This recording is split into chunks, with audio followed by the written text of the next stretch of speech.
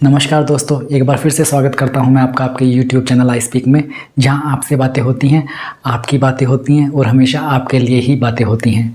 दोस्तों, सबसे पहले तो मैं आपका धन्यवाद देना चाहता हूं इस चैनल को इतना प्यार देने के लिए। यूं ही इस चैनल को प्यार देते रहिए। अगर आपको मेरे वीडियोज़ पसंद आ रहे हैं, इन्हें लाइक करना ना भूलें। अगर आप इस चैनल पर नए हैं तो इस चैनल को सब्सक्राइब कीजिए ताकि मेरे आने वाले वीडियोज़ की जानकारी आपको सबसे पहले मिले। दोस्तों, हमें हमारी दुनिया बहुत ही अच्छी लगती है। इस दुनिया में आने के बाद धीरे धीरे हमें इस दुनिया से इतना मोह हो जाता है कि हम हर वो चीज़ हासिल करना चाहते हैं जिससे हमें खुशी मिले। हमें जो चाहिए कभी हम उसके लिए प्रयास करते हैं, मेहनत करते हैं, कभी हम भगवान से प्रार्थना करते हैं। आज हम बात करेंगे उन लोगों के बारे में जो ईश्वर से अपनी प्रार्थना करते हैं, अपनी मनोकामना पूर्ण करने के बारे में। दोस्तों, दुनिया में सभी मानते हैं कि एक शक्ति है जो इस पूरे ब्रह्मांड को, पूरे यूनिवर्स को चला रही है, हमारा पालन पोषण कर रही है, जिसे हम ईश्वर कहते हैं। वो बात अलग है, हम सभी धर्मों में अलग अलग रूपों में ईश्वर को पूजते हैं। हम सभी अलग अलग रूपों में ईश्वर से प्रार्थना करते हैं, कभी अच्छे एग्ज़ाम के लिए, कभी अच्छी नौकरी के लिए, या हमारी किसी और महत्वाकांक्षा के लिए। क्या ईश्वर से इस तरह से कुछ मांगते रहना सही है? अगर हाँ तो क्यों? अगर नहीं तो फिर क्या सही है? पहली बात तो मैं आपको ये कहना चाहूँगा, ईश्वर से कुछ भी मांगने में कोई बुराई नहीं है। जैसे बच्चे माँ बाप से ज़िद करते हैं अपनी हर इच्छा मनवाने की, उसी तरह हम भी ईश्वर से ज़िद कर सकते हैं, ईश्वर से प्रार्थना कर सकते हैं अपनी हर महत्वाकांक्षा को पूरा करने के लिए। लेकिन बच्चे जो ज़िद करते हैं वो नासमझी में होती है।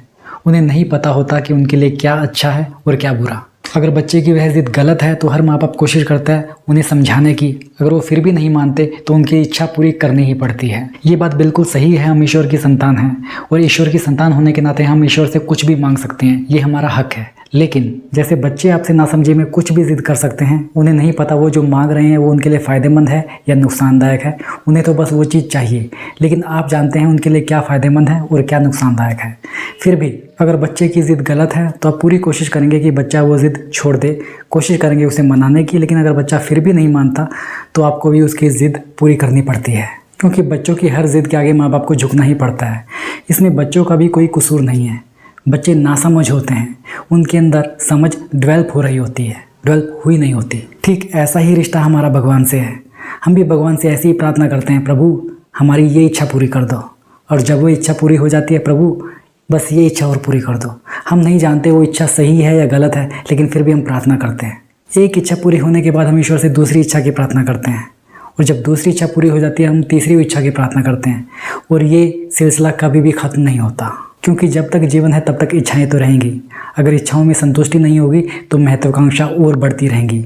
और महत्वाकांक्षा और लालच एक ऐसी भूख है, कितना भी खा लो आपका पेट कभी नहीं भरेगा। और जब ये भूख मिटेगी नहीं तो जीवन में संतुष्टि कैसे होगी? अगर संतुष्टि नहीं होगी तो जीवन में शांति कैसे होगी? और शांति नहीं होगी तो फिर सुकून भी नहीं मिलेगा। फिर मांगते रहो ईश्वर से कितना भी, लेकिन आपको सुकून मिलेगा ही नहीं। हमारे साथ ऐसा इसलिए होता है, हम ईश्वर के अस्तित्व में विश्वास तो कर लेते हैं, लेकिन आस्था बिल्कुल भी नहीं। हमें विश्वास है कि ईश्वर का अस्तित्व है, वो हमें कहीं से देख रहा है, सुन रहा है, इसीलिए हम ईश्वर से प्रार्थना करते रहते ताकि हमारी सभी मनोकामनाएं पूर्ण हो जाएं। और ये बात इस बात को प्रूव करने के लिए काफ़ी है कि हमारी ईश्वर में आस्था है ही नहीं। अगर आस्था होती तो हम हमेशा इसी सोच के साथ में रहते कि ईश्वर जो कर रहा है बढ़िया कर रहा है। हम कभी भी कठिन परिस्थितियों और अपने जीवन में गलत परिणाम के लिए ईश्वर को दोष नहीं देते। अगर आस्था होती तो बार बार विफल होने पर हमारा विश्वास नहीं डगमगाता। अगर आस्था होती तो हम बुरे समय में बार बार ईश्वर से ये नहीं कहते कि हमारे साथ ऐसा क्यों किया। असल में इसमें हमारा कोई कसूर नहीं है। हमें बचपन में यही सिखाया गया, भगवान जी से जो मांगो वो दे देते हैं, भगवान जी सबकी सुनते हैं। तो बिना सोचे समझे ईश्वर से मांगने की आदत हमारी वहाँ से शुरू हुई। अगर हमें बताया गया होता ईश्वर हमें जो देंगे वो हमारे लिए बेहतर होगा, सबसे बढ़िया होगा, तो आज शायद हमारी ज़िंदगी में उलझनें कम होती। और भगवान में पूरी तरह से आस्था होने की वजह से हर परिस्थिति में हमें विश्वास रहता कि थोड़ा सब्र और सब बढ़िया हो जाएगा। और इस तरह से हम कठिन से कठिन परिस्थिति में भी विचलित नहीं होते, क्योंकि ईश्वर में आस्था जो थी। तो कहने का मतलब सिर्फ इतना है, हम भगवान से जो प्रार्थना करते हैं वो हमारी खुद की इच्छा होती है। हम नहीं जानते उस इच्छा का परिणाम अच्छा होगा या बुरा, लेकिन ईश्वर जानता है। इसलिए हमारे लिए क्या अच्छा है क्या बुरा है, इस बात का फैसला करने के लिए हम हमेशा नासमझ ही रहेंगे। लेकिन ईश्वर दूरदर्शी है, वो सब जानता है, वर्तमान, भूत, भविष्य। तो उनसे बेहतर कौन जानता है कि हमारे लिए क्या अच्छा है क्या बुरा है। जब हमने मान लिया है हम ईश्वर की संतान हैं और ईश्वर सभी के साथ अच्छा ही करते हैं, तो हमारे साथ बुरा कैसे हो सकता है? तो क्यों ना सब कुछ ईश्वर पर छोड़ दें। ईश्वर से अगर कुछ मांगना ही है तो समझ मांगो, अच्छे बुरे में फ़र्क करने की, आत्मविश्वास मांगो कठिन परिस्थितियों से लड़ने के लिए, और ईश्वर से मांगो कि हमें ज़िंदगी में इतनी पॉजिटिविटी, इतनी सकारात्मकता दे कि हम इस समाज को भी पॉजिटिविटी से भरपूर कर दें। और हमेशा ईश्वर से प्रार्थना करो हमें सच्चे और अच्छे रास्ते पर चलाए, क्योंकि यही वो रास्ता है जो हमें ईश्वर के करीब लेके जाता है। जीवन में जितना छल कपट, भ्रष्ट आचरण और दूसरों को दुख देने की भावना होगी, उतनी ही हम ईश्वर से दूर जाएंगे। और ईश्वर से दूर हो गए तो ईश्वर की कृपा भी आपसे दूर हो जाएगी। इसीलिए अच्छी सोच रखो और हमेशा कोशिश करो आपकी वजह से समाज में किसी को भी दुख ना हो।